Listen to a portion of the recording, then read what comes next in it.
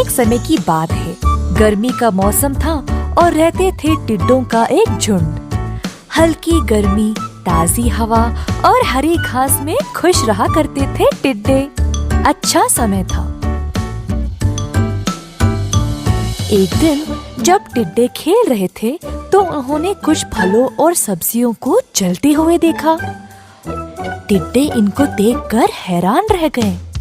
टिड्डों के नेता को उन फलों और सब्जियों के पास से कुछ आवाजें सुनाई दे रही थी। थोड़ा पास जाकर उन्होंने झांका। टिड्डा नेता ने देखा कि असल में वो कुछ चींटियां थे जो फलों और सब्जियों को अपने सिरों पर उठा ले जा रहे थे। सारा खाना लेकर अपने चींटी घरों में डाल रहे थे।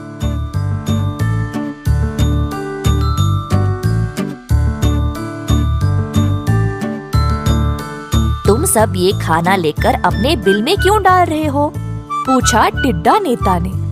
सर्दी का मौसम आने वाला है तो उसी की तैयारी कर रहे हैं। जो गर्मी में मिलता है वो सर्दी में कहाँ होता। पत्ते, फले, डालियाँ ये सब नहीं मिलेंगे। बहुत ठंड होगी और बाहर निकलना भी मुश्किल। इसीलिए हम अभी थोड़ा मेहनत करके सब कुछ जमा रखते हैं। बेशक तुम चींटियों को ऐसे ही सिरदर्दी उठानी पड़ती है। देखो कितनी छोटी और कमजोर हो। हम लंबे और बलवान हैं। हमें किसी चीज की चिंता ही नहीं, बोला टिड्डा नेता गुरूर से। सारे टिड्डे बस चींटियों पर हंसते रहे। हर रोज चींटियां अपना काम करते जा रहे थे और खाना जमाते रहे और टिड्डे बस इनका मजाक उड़ाने में थे। इसी प्रकार कुछ दिन बीत गए और गर्मी का मौसम भी खत्म होने को आ रहा था। एक दिन कुछ टिड्डे रोज की तरह खाना खाते आराम कर रहे थे। गर्मी के मौसम में केवल खा खा के सब आलसी और मोटे बन गए। आखिरकार ठंड का मौसम आ गया और आलसी मोटे टिड्डों के पास बने रहने के लिए कुछ भी नहीं था। ना पत्ते, ना झाड़ी, ना खाना, ना कोई रहने की जगह।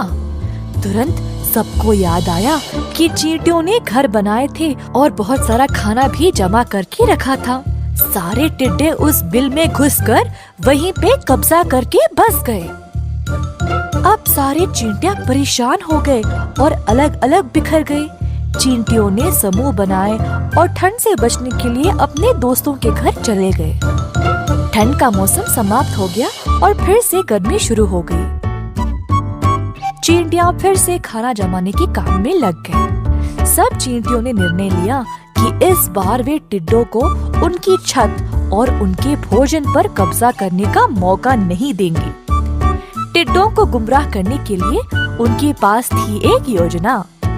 इस योजना के अनुसार कुछ चींटियों की सेना ने एक गुप्त जगह बनाई जहाँ पे वे खाना जमा कर रहे थे और साथ साथ कुछ और चींटियां उनके पुराने जगह में खाना जमा करने का नाटक कर रहे थे टिड्डों का ध्यान हटाने।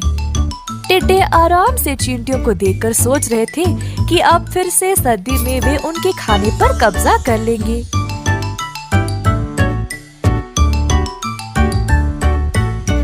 दोबारा आ गया ठंड का मौसम। टिड्डे फिर से उस बिल में घुस गए। अंदर जाते ही उन्होंने देखा कि वहाँ कुछ था ही नहीं, बस कुछ पत्ते और कुछ डालियाँ। टिड्डे हो गए परेशान। अब बाहर थी तेज ठंड और वे निकल भी नहीं पाए। ठंड का मौसम अब उनको उसी बिल में बिताना पड़ा। बस उन चंद पत्तों को खाकर जीवित रहना पड़ा। टिड्डों को एहसास हुआ कि उनको उनकी आलस्य की सजा मिल रही थी। जब वे गर्मी में बाहर निकले तो दुबले पतले और कमजोर पड़ गए थे। कुछ फल और पत्तों को खाकर अपनी सेहत का ध्यान रखा। पूरी तरह स्वस्थ होने के बाद टिड्डों ने भी खाना जमाने का काम शुरू कर दिया। ठंड का मौसम बिताने के लिए सब ने पत्ते झाड़ियों का घर भी बनाया। आलसी टिड्डे जो एक समय पर लापरवाह थे अब चींटियों की तरह मेहनती और बलवान बन गए। इस कहानी से हम ये सीखते हैं कि हर काम सच्चाई और ईमानदारी से करना चाहिए, क्योंकि आलस्य हमें बर्बाद कर देगा।